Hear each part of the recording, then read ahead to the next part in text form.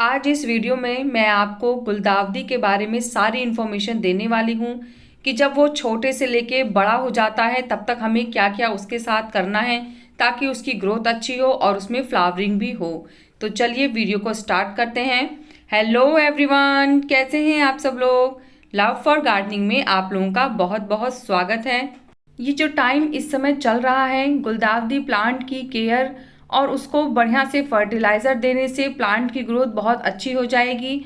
और आगे जैसे जैसे नवंबर दिसंबर आएगा तो प्लांट में बहुत सारी फ्लावरिंग भी होगी। ये देखिए, ये जो आप गुलदाउदी के प्लांट देख रहे हैं इनको मैंने कटिंग से ग्रो किया था और अब देखिए आप इनमें ग्रोथ स्टार्ट हो गई है। अगर आप लोग चाहें तो इसे नर्सरी से भी ला सकते हैं। इस समय नर्सरी में गुलदाउदी के छोटे प्लांट्स मिलने स्टार्ट हो गए हैं।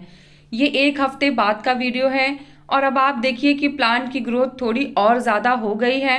इस समय मैं क्या कर रही हूँ इस चीज़ पे थोड़ा आप ध्यान दीजिएगा।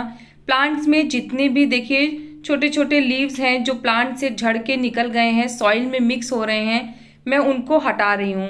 क्यों? क्योंकि गुलदाउदी के प्लांट में फंगस बहुत ही तेज़ी से लगता है और इस समय थोड़ा सा पानी वगैरह का बहुत ज़्यादा प्रॉब्लम हो रहा है। हम लोग के यहाँ इतनी बारिश हो रही है तो प्लांट की जो सॉइल है वो ड्राई नहीं हो पा रही है।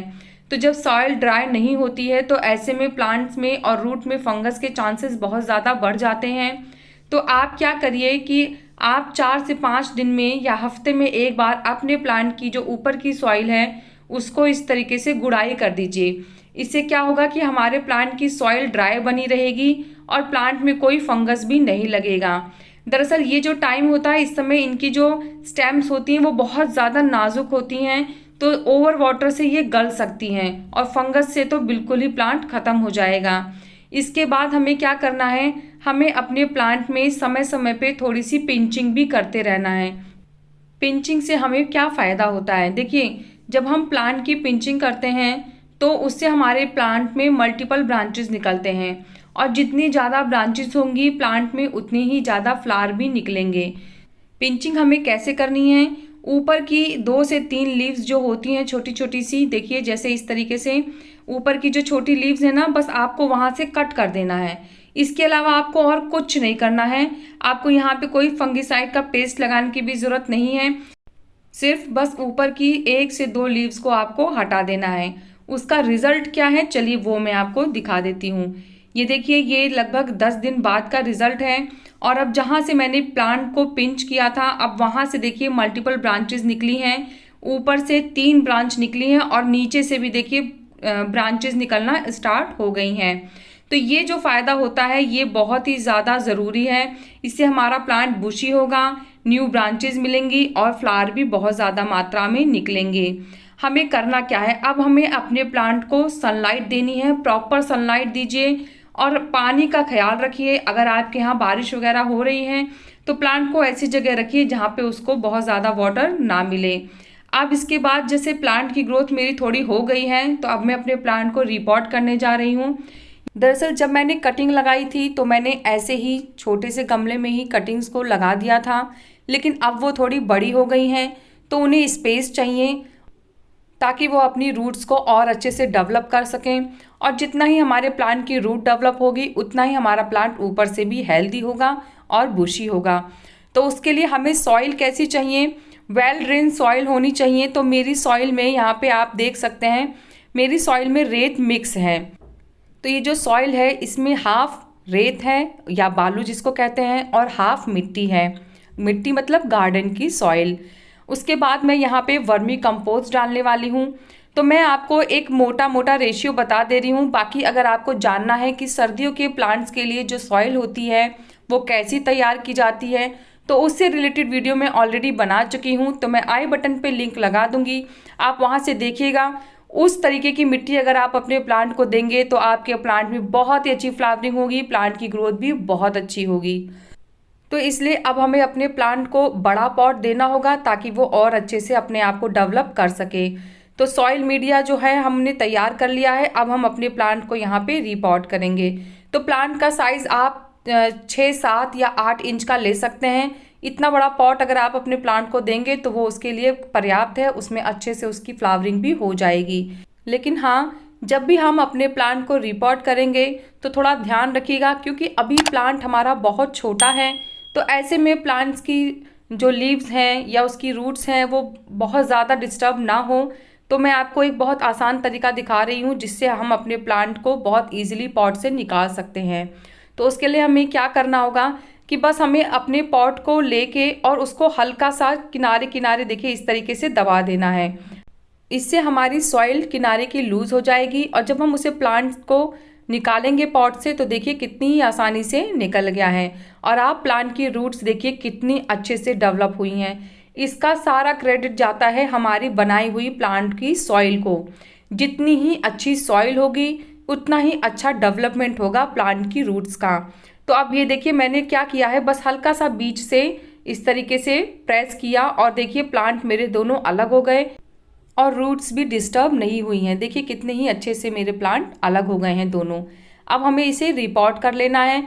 रिपोर्टिंग के बाद कम से कम 1 से 2 दिन आप प्लांट को ऐसी जगह पे रखिएगा जहाँ पे उसे सिर्फ मॉर्निंग की 2 घंटे की सनलाइट मिल जाए, इससे ज़्यादा नहीं। बिल्कुल डायरेक्ट तेज सनलाइट में अभी मत रखिएगा, क्योंकि हमने प्लांट को रिपोर्ट किया है। फिर उसके बाद जब 2-3 दिन हो जाएंगे फिर आप प्लांट को डायरेक्ट सनलाइट में रखिए, क्योंकि इसको सनलाइट की ज़रूरत है। जितना इसको अच्छे से सनलाइट मिलेगी उतना ही ये अच्छे से ग्रो भी करेगा। अब मैं आपको इस प्लांट को फर्टिलाइज़र कौन सा देना है उसके बारे में भी बताऊंगी। तो अभी क्या किया, जब हमने प्लांट को रिपोर्ट कर लिया है तो रिपोर्टिंग के बाद हमें अपने प्लांट में थोड़ा सा वाटरिंग भी कर देना है। जब हम प्लांट की वाटरिंग करेंगे तो पहली वाटरिंग हमें ऐसी करनी है कि प्लांट हमारा ऊपर से लेके नीचे तक अच्छे से भीग जाए। और थोड़ा बहुत पानी अगर ड्रेनेज होल से निकल जाता है तो कोई बात नहीं, इससे क्लियर हो जाएगा कि हमारा ड्रेनेज होल ठीक है। तो प्लांट को रिपोर्ट कर देना है, अच्छे से सॉइल भर देनी है और ऊपर का जो एरिया होता है ना पॉट का और सॉइल का, वो सिर्फ 1 से 1.5 इंच तक का गैप हमें छोड़ना है। इसी तरह मैं अपने बाकी प्लांट्स को भी रिपोर्ट कर लूँगी, जैसे कि मैंने पहले आपको वीडियो में दिखाया है। ये देखिए इस प्लांट की भी मैं आपको रूट्स दिखाती हूँ, कितनी ही अच्छी रूट्स इसकी भी डेवलप हुई हैं। अच्छी सॉइल होगी तो प्लांट्स का डेवलपमेंट भी अच्छा होगा। केयर अच्छे से करें, वाटर लेस दें और प्लांट को अच्छे से सनलाइट दें तो प्लांट्स की ग्रोथ बहुत ही अच्छे से हो जाती है। इसके बाद मैंने अपने प्लांट को वाटर दे दिया है और वाटर देने के बाद अब मैं 2 दिन तक इसको इनडायरेक्ट सनलाइट में रखूँगी। मॉर्निंग की 1 से 2 घंटे की सनलाइट जहाँ मिलेगी बस वहीं पे। इसके बाद अब मैं आपको आगे का अपडेट दिखाती हूँ। जब मैंने अपने प्लांट को रिपोर्ट कर दिया था, ये उसके बाद वाटरिंग के बाद का वीडियो है। और अब 1 हफ्ते बाद आप देखिए प्लांट की ग्रोथ काफ़ी अच्छे से हो रही है, प्लांट में कोई भी प्रॉब्लम नहीं आई है। अब जो नेक्स्ट स्टेप है वो क्या करना है, अब हमें फिर से अपने प्लांट की पिंचिंग करनी है। पिंचिंग उसी तरीके से ऊपर की जो टिप है आपको उसको हटा देना है। ये बहुत ही नाजुक और सॉफ्ट होते हैं, तो आप अपने नाखूनों से ज़रा सा भी प्रेशर डालेंगे ना तो ये आराम से हट जाएगी। तो ये पिंचिंग आपको अपने सभी प्लांट की कर लेनी है। इसके बाद फिर 10 से 15 दिन तक आपको प्लांट को ग्रो करने देना है। उसके बाद फिर आपको एक और पिंचिंग करनी है। इससे क्या होगा कि अभी जब हम पिंचिंग करेंगे तो हमें फिर 5 से 6 मल्टीपल ब्रांचेस मिलेंगी और जब 10-15 दिन के अंदर वो ब्रांचेस भी बड़ी हो जाएंगी फिर उसके बाद हमें पिंचिंग करनी है और उसके बाद फिर उसमें भी हमें और सारी ब्रांचेस मिलेंगी। इससे हमारे प्लांट में अनकाउंटेबल फ्लावर आएंगे और सर्दियों में हमारा गार्डन भी बहुत खूबसूरत लगेगा। केयर मैंने आपको बता दी है, इसको सनलाइट देना है और प्रॉपर वाटर भी देना है, लेकिन ओवर वाटर नहीं होना चाहिए। मैंने अभी तक अपने प्लांट को कोई भी फर्टिलाइज़र नहीं दिया है। बस जब मैंने प्लांट की रिपोर्टिंग की थी उस समय उसमें जो भी मैंने फर्टिलाइज़र डाले थे उसके अलावा प्लांट में बिल्कुल भी कोई फर्टिलाइज़र नहीं गया है। लेकिन जब हम लास्ट पिंचिंग करेंगे उसके बाद हमें अपने प्लांट में पोटेशियम डालना है। पोटेशियम हम 1 लीटर पानी में ½ स्पून डाल देंगे तो हमारे प्लांट में बहुत ही अच्छी फ्लावरिंग होगी।